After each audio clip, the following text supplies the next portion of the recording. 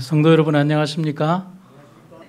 오늘 저는 스바냐 3장 17절에 있는 말씀을 가지고 너로 인하여라는 제목으로 함께 은혜를 나누도록 하겠습니다. 인간을 향한 하나님의 지극한 사랑의 기별을 전하고 있는 책이 스바냐서입니다.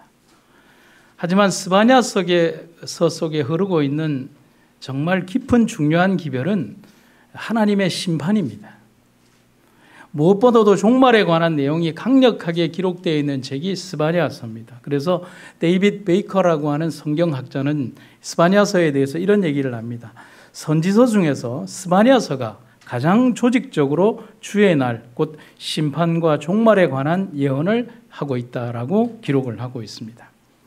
주님의 날을 말할 때 가깝게는 바벨론에 의해서 유다가 심판을 받고 파멸될 것을 말하고 있고, 멀리는 주님의 재림시에 일어날 사건을 동시에 이렇게 중언적으로 설명하고 있습니다. 그런데 그 속에서 우리가 가장 주목하고 바라보아야 할 주제는 심판 속에 존재하는 하나님의 구원하심이라는 사실입니다. 심판을 통하여 백성들의 멸망이나 이 잘못된 백성들을 벌주는 것이 하나님의 마지막 최종적 목적이 아니라 심판 속에 존재하는 하나님의 구원이 스바냐서의 가장 중요한 기별이라는 사실입니다. 스바냐 당시의 남방유다의 정치적이고 도덕적 상황은 참 암울한 상태였습니다. 그럼에도 불구하고 하나님은 불의는 심판하시되 남은 자들과 충성된 자들은 회복시키시고 사랑하시는 장면을 우리는 스바냐에서 목격할 수 있습니다. 그래서 스바냐라고 하는 이 이름의 뜻이 여호와께서 보호하셨다, 여호와께서 숨기셨다, 여호와께서 간직하셨다라고 하는 굉장히 은혜로운 이름이 스바냐라는 이름 속에 담겨 있습니다. 바로 그러한 것은 스바냐서가 가지는 하나님의 기별과 사랑과 섭리를 담기에 하나도 부족하지 않은 이름과 기별의 선지자가 바로 스바냐라는 것입니다. 이렇게 하나님은 스바냐서에서 우리를 향한 강력한 사랑의 메시지를 전하고 계십니다. 그리고 스바냐를 통한 기별에서 하나님은 우리에게 오늘 계속 나오는 문장이 이겁니다. 내가 너 때문에 산다라고 말씀하고 계십니다. 내가 누구 때문에 산다고요? 내가 너 때문에 산다. 여러분 어렵게 보지 마시고요. 여러분의 손자나 정말 사랑하는 어린 자녀를 보면서 하는 말이죠. 내가 너 때문에 산다. 내가 너 먹이는 재미에 산다. 너 먹는 것만 봐도 배부르다는 그런 표현이 스바냐 전체를 이루고 있는 하나님의 사랑입니다. 그래서 오늘 본문인 스바냐 3장 17절을 보면 이렇게 기록이 되어 있는데, 우리가 일반적으로 알고 있는 것이 개역 성경이라면 공동번역에 정말 재미있는 번역이 나옵니다. 밑에 걸 보면요, 너를 구해내신 용사 내 하나님 여호와께서 내 안에 계신다. 너를 보고 기뻐 반색하시리니 사랑도 새삼스러워라.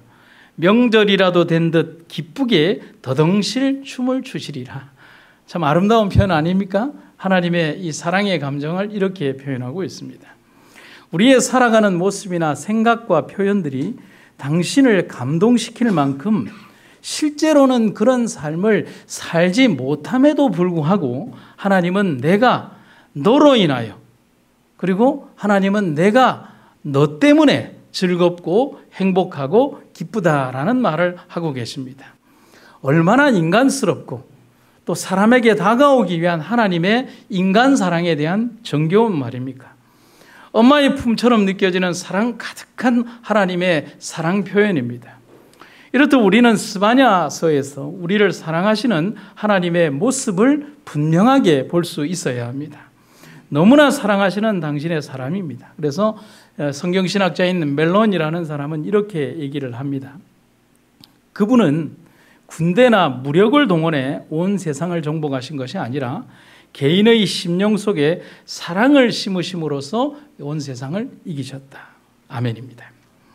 너 때문에 내가 산다라는 말 속에는 너라는 존재가 얼마나 중요한지가 담겨 있습니다. 내 인생의 가장 중요한 삶의 동기가 바로 너, 그리고 지금 우리에게는 우리라는 사실입니다. 나라는 사실입니다.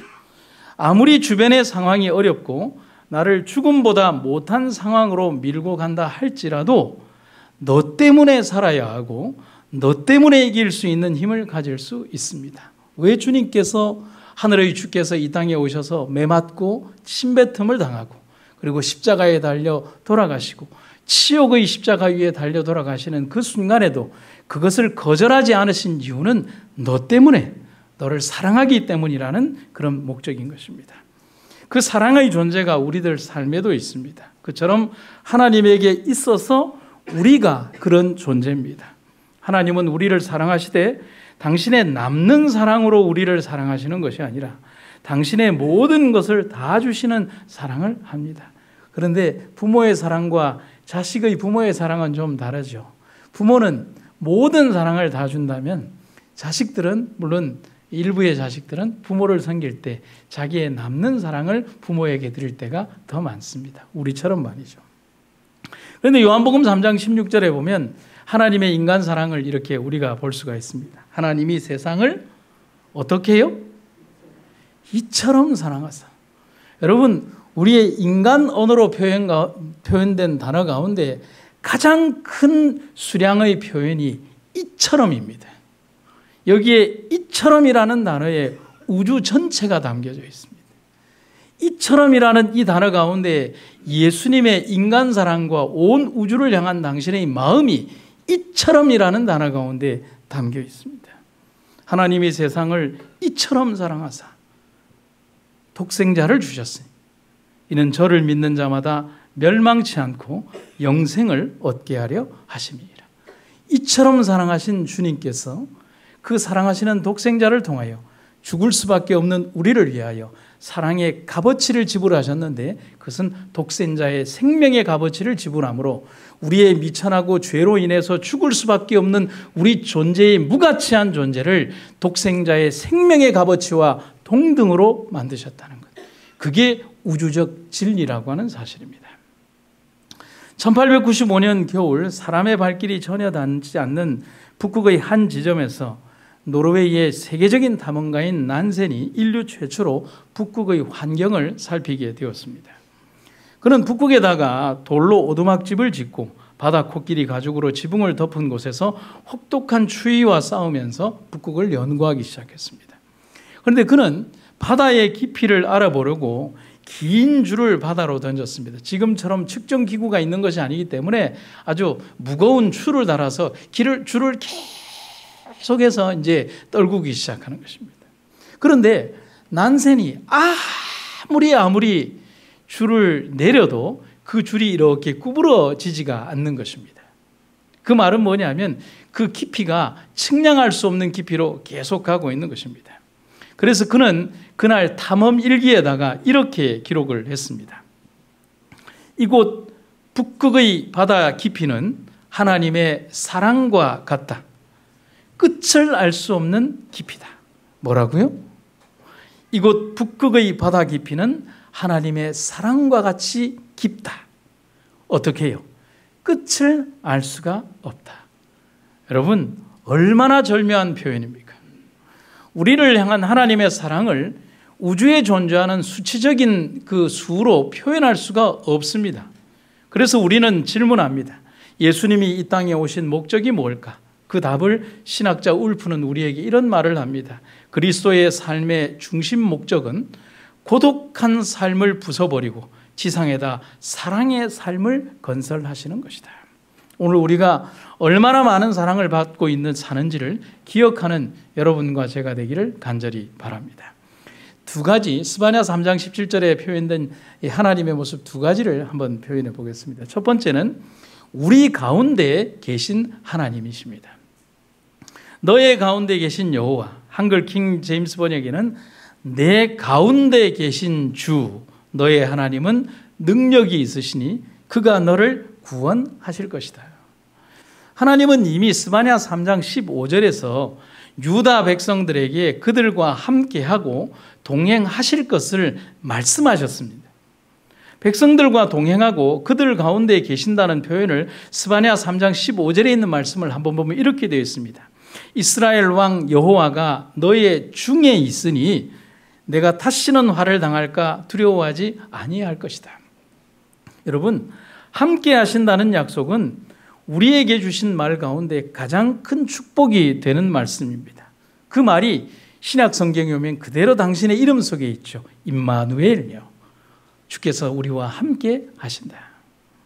곧 하나님은 우리와 함께 동행하시는 하나님이라는 사실입니다. 그 임마누엘이라는 의미에서 알 수 있는 것처럼 절대절명의 위기와 순간들 속에서도 우리 속에 임재하시고 동행하시는 하나님을 통하여 우리는 어떤 상황과 여건 속에서라도 어떤 죽임과 고통 속에서라도 구원받을 수 있음을 말해주고 있는 것입니다. 성경의 몇 구절들을 한번 보시겠습니다. 아브라함에게 하신 말씀, 내가 너와 함께 있고 너를 지키며 너를 이끌어 너를 떠나지 아니하리라. 야곱에게 내가 너와 함께 있으리라. 그리고 뭐라고 또 야곱에게 약속하십니까? 내가 너와 함께 애굽으로 내려가겠다. 야곱 혼자 애굽으로 간 게 아니에요. 모세에게 말씀하십니다. 내가 정녕 너와 함께 있으리라. 40년 역사 속에서 지긋지긋한 고통만이 그에게 있었던 것이 아니라 그가 고민하고 아파할 때, 그리고 뜻없는 그냥 의미 없는 비난과 그냥 억울한 누명을 받고 지도자로서 어려움과 고난에 당할 때에도, 그때에도 하나님은 모세와 함께 하셨다는 사실입니다. 여호수아에게 내 하나님 여호와가 너와 함께 하느니라. 이렇듯 성경 속에서 우리는 우리와 항상 함께 하시기를 원하는 하나님의 모습을 너무도 많이 볼 수가 있습니다. 그것은 우리가 있어 달라고 부탁하는 문제가 아니라 하나님께서 내가 너와 정말 있고 싶어 하시는 하나님의 간절한 염원이 그것을 그렇게 하신다는 사실입니다. 우리 하나님은 우리 삶의 가장 가까운 곳에서 우리와 함께 먹고 우리와 함께 생활하고 우리 삶의 채취와 냄새를 너무나 좋아하는 하나님이십니다. 그분이 바로 우리의 하나님이시라는 사실입니다. 여러분, 한번 질문을 한번 생각을 해볼까요? 하나님은 언제 가장 기쁘실까? 여러분, 언제일까요? 여러분, 아주 쉽게 여러분의 손자나 손녀를 보면 알 수 있죠. 언제 가장 기쁘죠? 그 아이가 내 이름을 부르며 할머니라고 부를 때, 그리고 반겨 맞을 때 기쁘잖아요. 우리 아이들이 이렇게 30대가 되고 이렇게 20 중반이 이렇게 넘는데, 요즘 들어서 부쩍 장모님이 전화 오면 그렇게 합니다. 저는 어려운지 이렇게 전화 통화가 잘 안 되는데, 우리 아이들에겐 전화를 해서 꼭 하는 말이 내 새끼라고 하는 겁니다. 내 새끼지 왜 어머니 새끼인지는 모르겠는데 하여튼 내 새끼라고 합니다. 그러면 우리 아이들이 또 이렇게 나이에 맞지 않게 할머니 그럽니다. 그러면 거기에서 그냥 보이지 않는 장면인데도 그냥 만개한 우리 장모님의 그 이렇게 웃음이 보입니다. 하나님이 언제 가장 기쁘실까? 그 장면이죠. 우리가 생활 속에서 하나님을 잊지 않고 당신을 부를 때, 기쁠 때도 부르고 슬플 때도 부르고 좋을 때도 부르고 눈물 날 때도 부르고 언제나 부를 때, 하나님은 그때 가장 기쁜 거예요. 우리 속에서 살기를 원하셨던 주님은 그래서 당신의 장막을 지으실 때 사람들로부터 먼 곳이 아닌 심산유곡, 폭포가 있는 곳, 그리고 산의 저 꼭대기, 그런 곳이 아니라 가까운 곳, 백성들이 장막을 친 바로 한가운데에 당신의 텐트를 치라고 말씀하셨습니다. 백성들이 자신들의 장막을 나와서 고개만 돌리면 바로 보이는 곳에 하나님은 임재하셨습니다. 백성들은 하나님을 찾으러 멀리 갈 필요가 없었습니다. 하나님 성소가 어딘지 헤맬 필요도 없습니다. 성소 방향이 어디지? 그렇게 고민할 필요도 없어요. 그들이 아주 잘 찾을 수 있도록 항상 그들 숙소의 중심에 성소가 있었고, 밤이든 낮이든 찾을 수 있도록 밤에는 거대한 불기둥이 성소 위에 있었고, 낮에는 거대한 구름 기둥이 있는 자로가 바로 하나님이 거하시는 성전이었습니다. 나 여기 있다. 하나님은 백성들과 함께 그렇게 밤과 낮을 지내고 계셨습니다. 하나님은 그렇게 우리 인생들의 밤과 낮에 함께 하시기를 원하셨습니다. 백성들이 더듬어서도 찾을 수 있도록 하셨습니다. 이처럼 우리 가운데 계신 하나님은 우리와 함께 살고 싶으신 하나님이라는 사실입니다. 그래서 어떤 신학자가 그런 이야기를 했죠. 왜 하나님, 우리의 예수님은 우리와 살고 싶어 하는데 우리는 기도하면서 매일 방문해 달라고 기도할까? 여러분, 그렇지 않나요? 우리의 주님은 우리와 함께 밥상에 같이 앉고 우리 삶의 여정에 함께 동행하고 그렇게 집 식구로 살고 싶은데 우리는 우리의 삶에서 불편하니까 방문해 주시기를 바라는 것이죠. 성경을 여러 민족 언어로 번역할 때 가장 번역하기 어려운 단어가 보혜사라고 하는 단어입니다. 이걸 우리가 원어로 읽으면 파라클레토스라고 하는데 뜻이 번역하는 거에 따라서 무궁무진합니다. 그런 단어가 히브리어에도 있는데 은혜를 상징하는 헤세드라는 단어입니다. 이것은 실제적으로 번역 불가인 단어입니다. 그런데 보혜사라는 말이 뜻이 뭐냐면 안위한다, 그리고 훈계한다, 권고한다, 격려한다, 도와준다. 어느 한 뜻에 머무는 게 아니라 전부 다 포함하고 있습니다. 그리고 더 많은, 수없이 많은 그런 언어들과 보호하시는 언어들이 다 포함이 됩니다. 그러니까 이 모든 뜻을 한 단어로 표현할 수 있는 단어가 없어요. 그래서 다른 언어로 번역된 보혜사는 좀 남다른 의미를 주는데 중앙멕시코의 인디언 부족들은 그들이 이 예수님을 받아들이고 난 이후에 이 성경을 번역하면서 이 오토미 인디언 그리스도인들은 보혜사를 이렇게 번역합니다. 우리 영혼에 따스함을 주시는 분이다. 따뜻함을 주시는 분이다. 의미가 오나요? 아이보리 코스트에서 오는 파울리족 그리스도인들은 뭐라고 번역을 하냐면 우리의 생각을 꽉 동여매시는 분이다. 이것도 너무 좋은 것 같아요. 그 이유는 근심에 쌓인 마음의 생각은 무감각하고 괴로운 혼란으로 사방에 막 분산되기 때문에 그렇습니다. 그런데 보혜사께서 우리의 이 흐트러진 생각을 꼼짝 못하도록 꽉 동여매어서 하나님의 통제 밑에 두신다는 것입니다. 그런데 이 모든 번역들 가운데에서 정말 단연코 가장 눈에 띄는 번역이 있습니다. 이 필리핀 남부에 있는 모로족은 보혜사를 이렇게 번역합니다. 계속해서 옆에 서서 같이 가시는 분이라고 합니다. 여러분, 제가 지금 언뜻 드는 비유가 맞는지는 모르겠는데 우리나라는 음주운전자들에 대해서 이렇게 법이 굉장히 약합니다. 그런데 다른 나라들은 법이 굉장히 강하다고 하죠. 어떤 나라들은 벌금의 단위가 우리처럼 어느 정도가 아니라 몇 천만 원씩이거나 심지어 이 중남미의 어느 쪽에서는 이 사형까지 시키는 곳이 있습니다. 그런데 최고로 이렇게 독특하면서도 잘 먹히는 그 이제 금주 차량 음주운전법이 있는데 그게 뭐냐면 남편이 이 음주운전을 했을 때 경찰이 차에다가 부인과 남편을 동시에 태우고 자기 집에서 20km 정도 떨어진 곳에 부부를 내려놓은 다음에 그 부부를 출발시킨다고 걸어서 집에 가게 한답니다. 그러면 20km 내내 부인이 잔소리를 한다는 것입니다. 그러면 대부분 그 형벌을 받고 나면 거의 대부분들이 술을 안 마신다고 합니다. 언뜻 그런 생각이 갑자기 들었습니다. 하나님께서 우리 옆에 계속 서 계시다는 사실은 뭐냐? 엠마오로 가는 제자들의 모습이 생각나는가요? 그가 우리에게 말씀하실 때 우리 마음이 뭐하지 아니하더냐? 뜨겁지 아니하더냐? 그러니까 우리의 속에서 항상 계시니까 내 생각이 다른 곳으로 갈 때 우리의 생각을 동여매어 주거나 내가 슬프고 어려울 때 우리의 생각을 따뜻하게 해주거나 우리의 마음이 번민스러울 때 우리를 직접적으로 잡아주시고 그리고 우리의 옆에서 항상 우리의 동행이 되어주신다는 사실입니다. 정답이죠. 성령이야말로 신자와 항상 같이 하시는 동반자입니다. 하나님은 우리의 곁에서 항상 함께 하시는 동반자입니다. 단 한순간도 우리의 곁을 떠나지 않으십니다. 이 장면에서는 아멘이 나와야 하는데 안 나와서 제가 이 장면을 다시 읽겠습니다. 단 한순간도 우리의 곁을 떠나지 않으십니다. 제가 말씀드리는 이유를 아시겠죠? 단 한순간도 찰나의 그 순간도 우리의 곁을 떠나지 않으신다는 것입니다.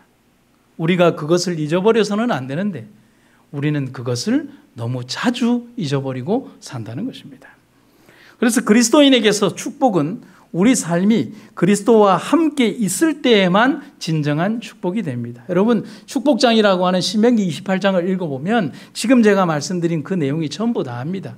너희가 여호와의 말씀을 삼가 듣고 그 말씀의 원칙 안에 행하면, 오늘 우리가 좀 뭐 한다고 해서 외형적으로 이룬 결과들이 좀 있습니다. 건물도 좀 짓고 사업체도 뭐 경영하고 사회적으로 볼 때 좀 지위도 있고 뭐 어떤 일들을 좀 했습니다.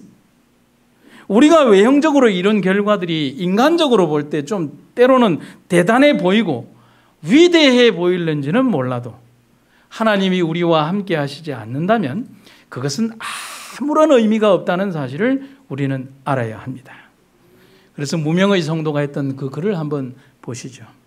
그리스도와 함께 사는 생은 끝없는 희망이다. 그러나 그리스도 없이 사는 생은 소망이 없는 종말이다. 유한한 인생을 사는 우리들의 삶은 아무리 잘 살아도 100년을 넘기기 힘듭니다. 아이고, 제가 실수했느냐. 117년을 넘기기가 힘듭니다. 요즘 좀 많이 사시는 분들이 계셔서. 아무리 위대한 것을 만들고 업적을 이루었다 해도 그는 자기가 이룬 것 위에 영원히 살지 못합니다. 그게 문제죠. 다니엘 2장에서 위대한 대제국을 이루겠던 느부갓네살 대왕은 예언 속에서 자신의 왕국이 영원히 존속하지 못한다는 사실을 알고 지적받고 그것을 인위적으로 바꾸어 보기 위해서 꿈속에서 보았던 신상을 머리부터 발끝까지 수십 메타에 걸쳐서 금덩어리로 바꾸어 놓았지만 그러나 예언된 바벨론이라는 나라의 운명을 바꾸지는 못했습니다.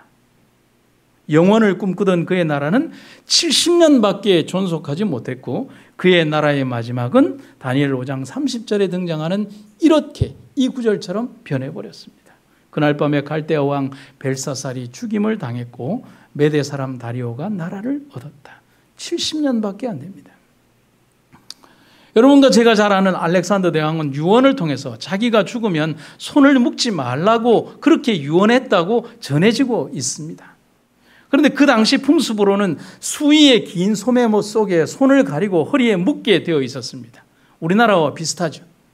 알렉산더 대왕이 손을 묶지 못하게 한 이유는 모든 조객들에게 그리고 백성들에게 자기가 빈손으로 간다는 것을 보여주기 위함이었습니다. 그의 손은 많은 민족을 정복하고 많은 나라를 굴복시킨 손이었습니다. 노획한 죄물과 노비도 헤아릴 수 없을 정도로 많았습니다. 히말라야의 설원을 움켜쥐고서 신이시여 나에게 왜 더 정복할 땅을 주시지 않습니까 하고 통곡하며 히말라야의 설원을 내리치고 울부짖었던 손이 그 손입니다. 그러나 죽으면 모든 사람들이 가는 것과 다를 바 없는 빈손이 된다는 것을 그는 죽기 전에 실감했다는 사실인 것입니다. 허망하구나, 헛되구나. 온 세상을 다 정복하고도 만족할 수 없었던 위대한 왕 알렉산더 역시도 마지막 이 땅에 묻힐 때는 반평의 땅만으로도 충분할 뿐이었습니다. 그게 인생이죠. 그러나 우리는 하나님 안에서 영원이라는, 영원한 시간이라는 단어를 하나님으로부터 거저받을 수 있습니다. 우리는 위대하지도 않고 정복자도 아닙니다. 발명가도 아니죠. 하지만 우리 안에는 우리를 영원하게 만드는 하나님이 함께하고 계십니다. 우리의 유한한 삶이 하나님 안에서 영원한 삶으로 바뀌게 되는 것입니다. 그것이 가장 중요한 것입니다. 하나님이 나와 함께 계시면 두렵지도 않고 외롭지도 않습니다. 여러분 정말 그렇습니까? 제가 살면서 좀 무서웠던 얘기를 좀 들려드려야 될 것 같습니다. 그냥 삶 속에서 있었던 이야기입니다. 제가 오래전에 목회 이제 제 인생의 첫 전반기를 조금 지나고 있을 때에 시골에서 목회를 할 때입니다. 거기서 한 7년을 목회를 할 때. 그런데 여러분이 아시다시피 이 시골은 해가 지면 좀 무섭습니다. 하늘의 별이 반짝반짝반짝 잘 보인다는 것은 그만큼 깜깜하다는 겁니다. 우리 동네가 그랬어요. 새카만 하늘에 별이 그냥 여기에 반짝반짝 와닿았습니다. 조금만 나가면. 인적이 드물고 어둠은 도시보다 더 캄캄합니다. 조그마한 소리도 크게 들리고, 여러분, 좋은 것도 있지만 무서울 때도 참 많습니다. 특별히 제가 7년간 있었던 교회는 건물이 3층 건물이었습니다. 그러다 보니까 교회 평수도 어지간히 컸습니다. 그리고 지하까지 있었기 때문에 여간 신경이 쓰이는 것이 아닙니다. 그런데 시골 교회라는 특성상 교회의 문을 특별히 잠궈두지 않았기 때문에 난감한 일들이 많았습니다. 기차역 앞에 있었던 그 교회에 낯선 사람들이 와서 화장지를 사라고 그냥 집 안으로 들어오는 일은 다반사였습니다. 들어와서 화장지 이렇게 18개 꾸러미에 5만 원을 달라고 혹은 10만 원을 달라고 이렇게 줄 때까지 안 가는 그런 난감한 일들이 아주 비일비재했습니다.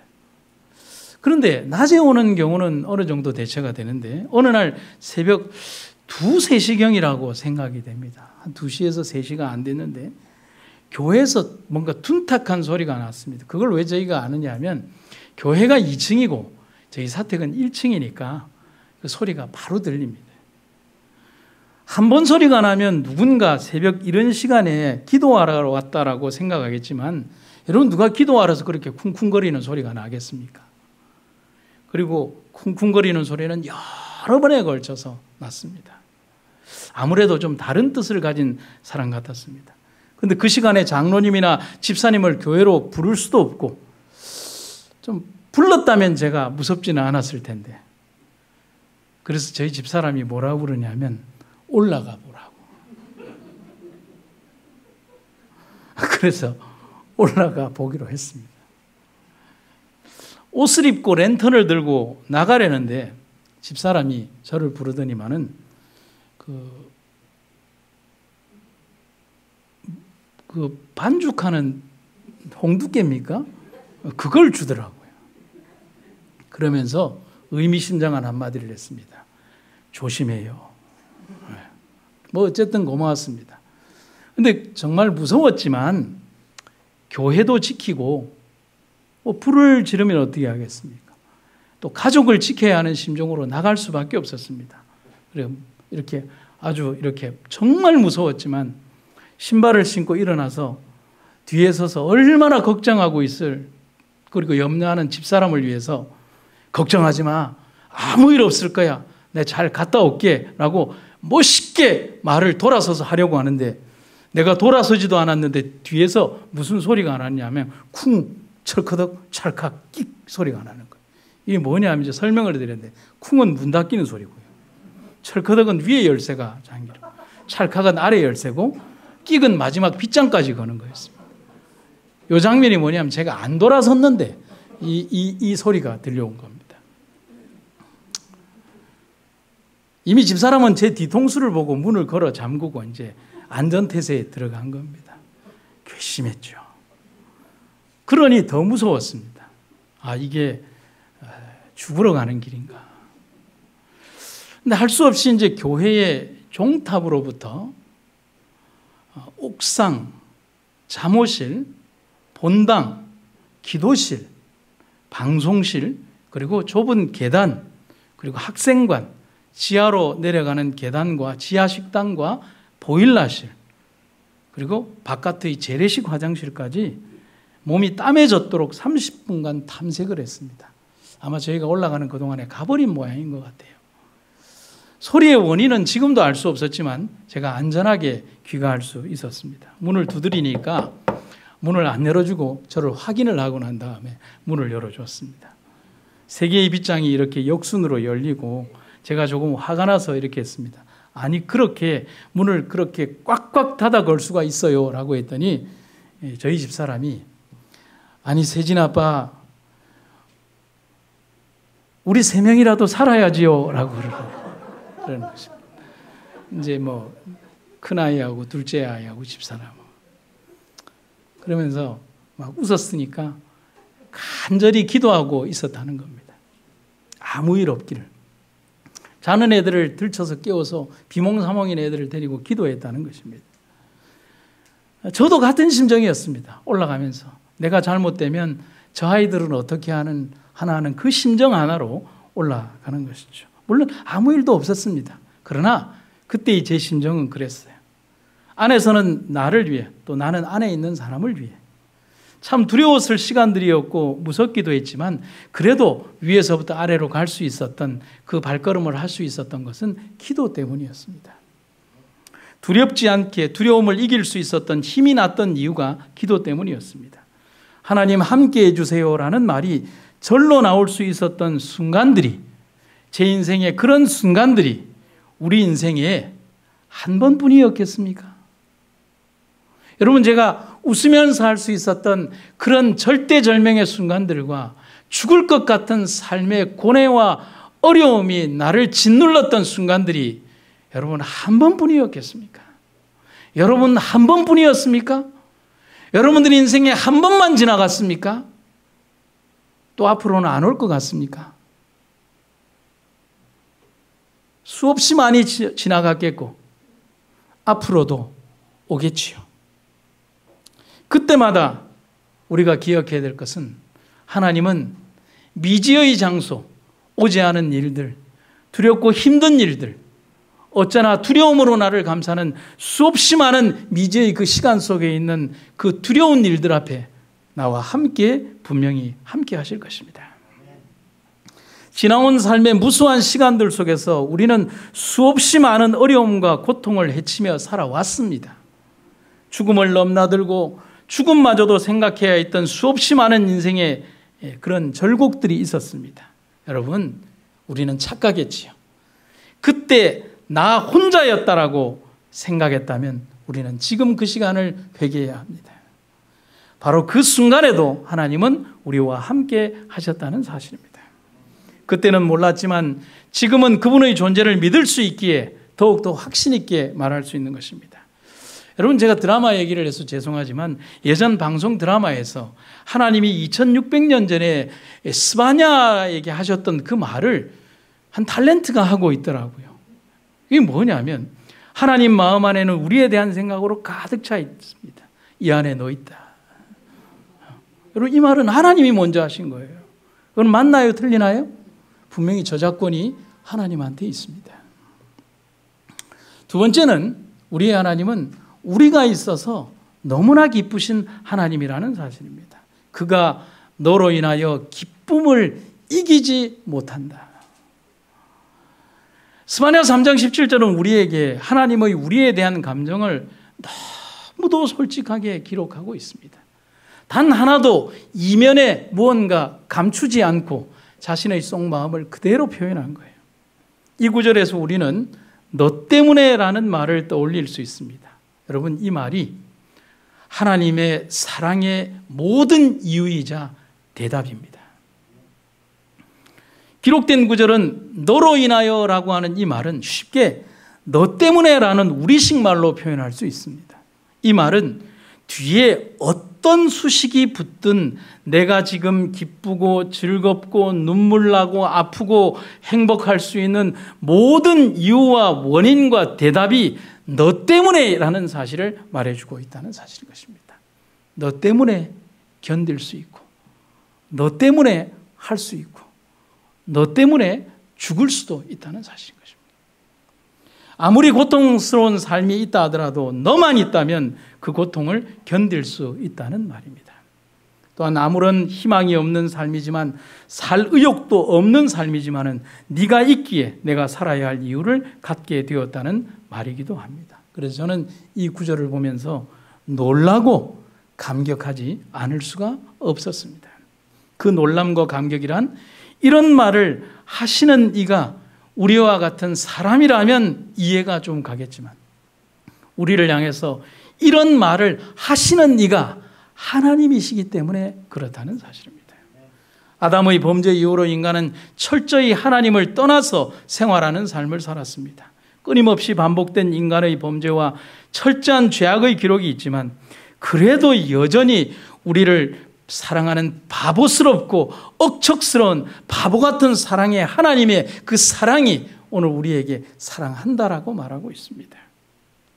예인 수녀가 참 많은 시들을 썼는데 그 중에 이런 제목의 시가 있습니다. 내겐 당신이 있습니다. 그 시에서 몇 구절을 한번 발췌해서 읽어드리겠습니다. 내겐 당신이 있습니다. 파란 하늘을 하염없이 방황하는 나에게 따뜻한 손을 내미는 당신. 내겐 당신이 있습니다. 내 부족함을 채워주는 사람, 당신의 사랑이 쓰러지는 나를 일으킵니다. 내게 용기, 위로, 희망을 주는 당신. 내가 나를 버려도 나를 포기하지 않는 당신. 내 그리움과 외로움을 너그럽고 무한한 사랑으로 감싸주는 당신. 나는 정말 당신과 함께할 자격이 없는데 나를 사랑하는 네가 이 세상에 존재한다는 것, 그것이 내 삶의 가장 커다란 힘입니다. 우리가 오늘 읽었던 본문에 보면 너를 잠잠히 사랑하시며 라고 하는 표현이 있는데 이것을 직역을 하면 그의 사랑 안에서 잠잠하시며 라는 표현입니다. 조금 느낌이 다르죠. 이것을 해석을 하면 성도들을 향한 하나님의 사랑이 너무나 뜨겁고 확실하기 때문에 구태여 밖으로 그것을 표현하지 않아도 될 정도라는 사실인 거죠. 굳이 표현하지 않아도 다 보여진다는 사실인 거예요. 그런데 당신의 가슴 속에 있는 기쁨이 표현하지 않아도 감추어지지가 않는다는 거예요. 이걸 여러분 아주 쉽게 여러분들에게 어떻게 표현해 드리면 눈에서 사랑이 뚝뚝 흘러 넘친다는 표현 여러분 아시죠? 하나님께서 우리를 보시는 그 마음의 눈길이 바로 그렇게 감출 수 없는 사랑의 감정을 가지고 계시다는 사실입니다. 누가복음 15장에서 우리는 기쁨을 감추지 못하는 한 아버지의 모습을 볼 수가 있습니다. 15장에 등장하는 아들은 아버지를 철저하게 배신한 아들입니다. 아버지가 그에게 준 모든 것을 방탕한 생활 속에서 탕진하고 돌아온 볼품없는 아들입니다. 귀향하는 그가 가지고 온 것은 돼지 똥냄새 나는 더럽고 추한 몸뚱이뿐이었습니다. 그의 귀향을 아무도 반겨주는 사람이 없었습니다. 하지만 한 사람만은 예외였습니다. 아버지. 그는 단 한순간도 그가 집을 떠났던 방향에서 눈을 떼지 않았습니다. 그래서 제가 짧게 이런 글을 한번 써봤습니다. 그가 집을 떠날 때 가장 오랫동안 그의 뒷모습을 지켜본 사람은 아버지였다. 그가 돌아올 때 가장 먼저 그리고 먼 거리에서도 정확히 아들을 맞은 사람 역시 그의 아버지였다. 그리고 그 아들, 자랑스럽지 못한 아들, 실패하고 돌아온 아들, 똥냄새 나는 아들, 모든 사람들이 싫어하는 아들, 그런 아들이지만 그 아들 때문에 진정 기쁨으로 울어줄 수 있는 사람, 그 사람이 아버지다. 그 아버지가 이제야 웃는다. 아버지가 이제는 살맛이 난다고 기뻐서 춤추고 운다. 우리에게 있어서 하나님은 바로 그런 분이시다. 하나님에게 있어서 우리는 바로 그런 존재이다. 우리는 아무것도 아닌데, 우리는 정말 죄인인데, 우리는 정말 당신을 일부러 잊고 살았는데, 이제 빈털털이 나서 찾아왔는데, 아무도 도와주는 이 없어서 찾아왔는데, 병들어서 할 수 없이 찾아왔는데, 그래도 아버지는 좋다고 춤을 춘다. 한 끼의 밥만 생각하고 찾아왔는데, 종이라도 돼서 살아보려고 왔는데, 아버지는 그래도 좋다고 하신다. 그런데 이런 사랑이 아직도 여전히 자신에게 있음을 발견하고 눈물이 납니다. 아버지 품에 안겨 너무나 미안한데, 너무 면목 없는데, 그래도 오니까 아버지가 좋아서 춤을 춥니다. 그래서 기쁘고 아프고 서럽고 배고프고 미안하지만 너무 고마워서 나도 눈물이 납니다. 그게 스바냐서의 기별입니다. 사랑하는 성도 여러분, 오늘 우리를 이끌어 주시는 하나님의 놀랍고 아름다운 사랑이 우리를 얼마나 절묘하게 이끌고 있는가를 여러분과 제가 기억하시기를 간절히 바랍니다. 언제나 우리를 향해서 사랑하시는 기별을 전하시는 하나님, 우리 예수님이 그렇습니다.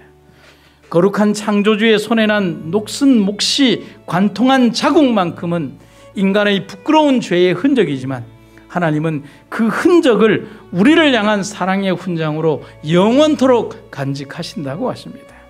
지금 기뻐서 어쩔 줄 몰라 하는 하나님 모습이 보이십니까? 나를 그렇게 사랑하시는 하나님의 모습이 보이십니까? 내가 뭔데 하나님은 나 때문에 그렇게 기뻐하시는가? 우리도 하나님 때문에 그렇게 기쁘게 사는 사람들이기를 간절히 원합니다. 그렇다면 우리도 하나님 때문에 기쁘고 즐겁게 살아가도록 합시다. 이 세상, 어두운 세상에서 갈바리의 빛이 없다면 어떻게 살아갈까요? 하나님, 당신 때문에 오늘 내가 삽니다. 오늘 우리 그렇게 고백하는 여러분과 제가 되기를 간절히 바랍니다.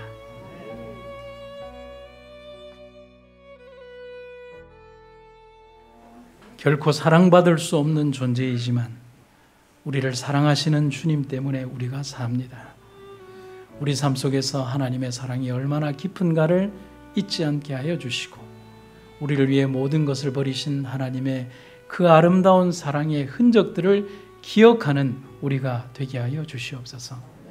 먼 훗날 우리가 하늘에 이를 때 우리를 너무나 사랑해서 당신의 몸에 난 상처의 자욱을 바라보게 하시고 우리 함께 그날 기쁨으로 눈물을 흘리며 감사로 눈물을 흘리며 너무 좋아서 덩실덩실 춤을 추는 우리 주님과 함께 우리 함께 춤추게 하여 주시옵소서. 주의 놀랍고 아름다운 사랑이 이해하시기를 그 감격으로 하루를 보내게 하시기를 간절히 구하며 예수님의 이름으로 기도드립니다.